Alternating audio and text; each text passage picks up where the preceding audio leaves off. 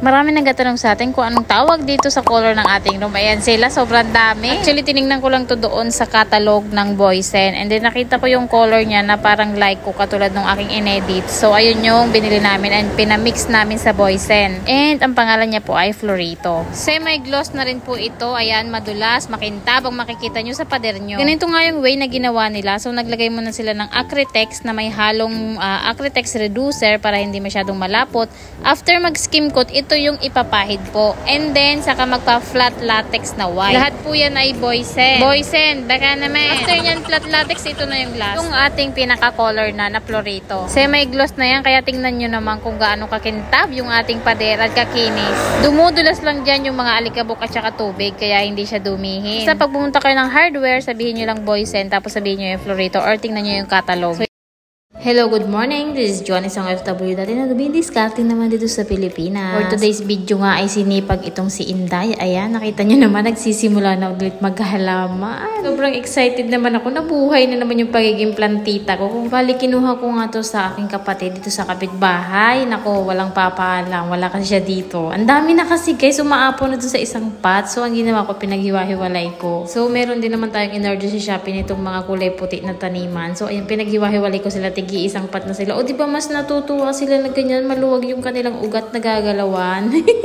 Nang pinost ko nga to sa Facebook video na ito, guys, na pinapakita ko sa inyo ngayon, eh may mga nag-PM sa akin na bibigyan daw nila ako at padadalhan pa ako galing pa mismo sa Lucban, Quezon. Libre nga yun, guys. Grabe, may nag-sponsor ng halaman. Kasi ba naman nakita nila tong mga tanim ko, kakaunti pa. Tapos ito lang 5 piraso pala. Sabi nga nung isa yung nagsisimula pa nga lang daw ako ipaubos na yung mga ganito nilang halaman. Si Papa Aldi naman ay busy dito sa loob ng bahay pagkakabit ng ating kisame na DIY lang, guys, dito sa ating banyo. Bali kasi pinapatong lang namin yan dyan sa may angle bar na nasa gilid. Pero hindi talaga ito yung standard ng paggagawa ha. Kami lang ay DIY tsaka pansamantagal lang namin to dito.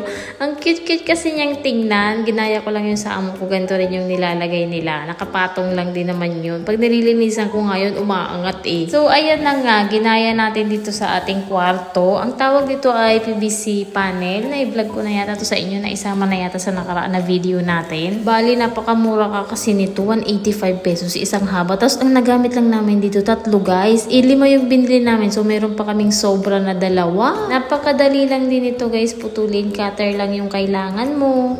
Tapos ayan, buti na lang kahit papaano eh medyo may maalam-alam tayong gumagawa dito sa bahay. Hindi na natin pa ibabayad ng labor. Siya na nga lahat ang gumagawa, DIY. So ayan, nagbibigay na lang tayo ng mga tips and ideas. Nag-share din ako kasi minsan nalilito siya or nahihirapan siya kasi hindi niya alam kung anong gagawin. So ayan, sharing and caring. Tulungan lang talaga kayo mag-partner para naman kayo uunlad sa buhay. Kailangan laging tulong. Baka may magtanong din kung ano ang haba nitong PVC panel. Ito pa ay 290 cm po. Tapos yung kanyang lapad naman ay 26 cm. So yung haba yun na 290 cm. Mahaba na rin siya kaya 3 lang yung nagamit namin. Kasi nga ang plano sa CR lang naman talaga siya. Pero alam nyo ba yung kisame namin dito, guys? Baka yan na lang din ang ipalagay namin. Kasi sabi nila pwede naman daw ipatong yan sa Hardiflex. Kesa kasi papapinturahan mo pa yung kisame, papais-is mo pa, magkakaalikabok buong bahay, tapos pipinturahan, magbabayad ka sa labor, yung mahal din naman ang pintor, tapos mahal din yung skin coat. So naisip ko, patungan na lang kaya namin ito. Tapos pina-compute ko, pina-estimate ko din naman yung magagastos is wala pang 10,000. So nasa 7 or 8,000 lang yung materyales. Plus napakadali lang naman itong ikabit, ipapatong lang doon, tapos meron dang screw, tapos ilalak, ayun, okay na. So baka one day lang tapos na itong gawin. So isang araw lang tayo magbabayad ng labor kasi katulong naman si Papa Alden. Ayo, ano sa palagay nyo, guys? Ganun na lang kaya gawin namin sa kisame dito sa sala. Kasi ang hirap talaga kapag ito ay ipapa-skim coat pa natin. Grabe, ang dami sigurong magagastos. Katapos yung labor, syempre 2 or mason na ay pintor mismo na kukunin mo, di ba?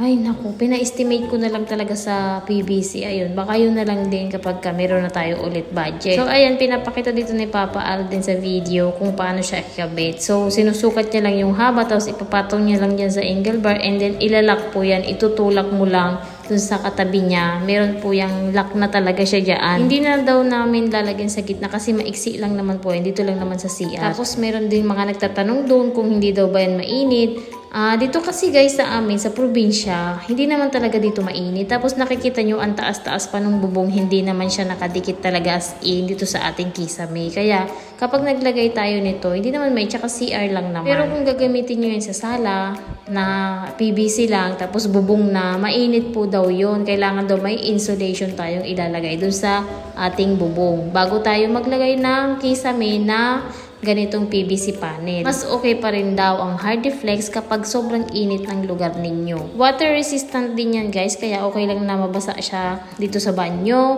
Tapos hindi rin siya nasusunog. Kumbaga tinitigil ang apoy. Kumbaga nasusunog naman siya pero hindi siya yung tuloy-tuloy ba na mag-aapoy katulad ng plastic or ng kahoy. Ewan ko kung anong compose ng PVC panel pero tinignan ko kasi sa Google, ayun, hindi naman daw siya nasusunog. Or hindi siya tuloy-tuloy na nasusunog katulad ng plastic. Basta ganun yung explanation. So ayan, natapos na nga. Ang ganda-ganda na. Tapos syempre lalagyan natin yan ng ilaw na maganda. O diba, wala pang 1K pesos. Meron na tayong kisame dito sa ating kusina. Kusina. CR pala. Paka-aesthetic tingnan. Tignan nyo naman.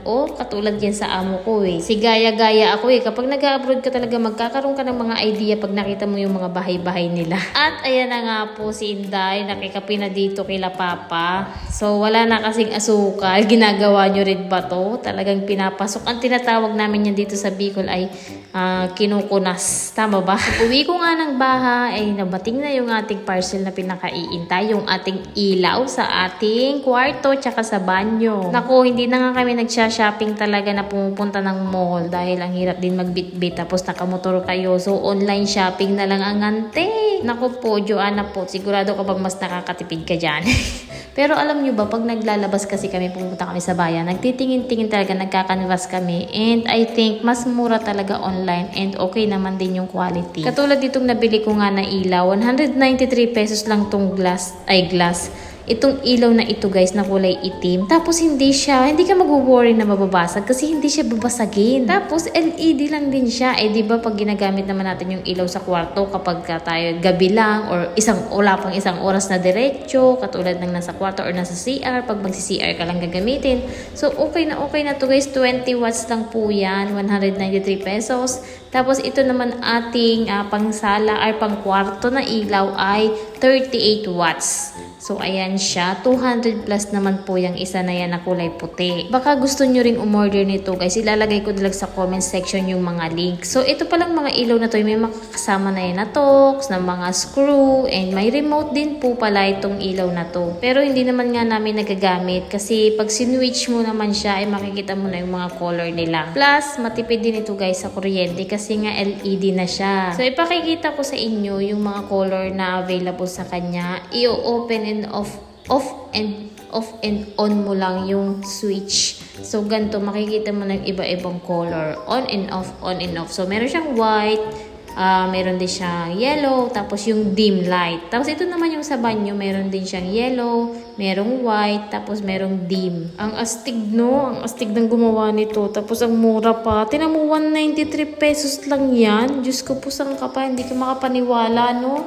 Wala pang 200 pesos. Meron ka ng aesthetic, pangmayaman na ilaw sa yung kwarto tsaka CR. Ay, nakakatuwa talaga. So, ayan, baka mamaya dito na kami matulog pag gusto ni Ella. Pagkatapos nga ay nung hapon naman ay pumunta naman kami dito sa puputulan ng puno ng niyog or yung mga naggagawa ng yung 2x2, yung mga kahoy ng niyog ba, yung coco lumber na tinatawag. So meron kasi sa kanilang mga kusot, yung mga pinagtabasan na yan. Ito guys, ito yung mga bago pang taba. So hindi yan nakukunin natin. Dito tayo sa luma na kasi ito yung maganda sa mga halaman. Kung baga na-decompose na siya. So mas mataba po yung ganyan.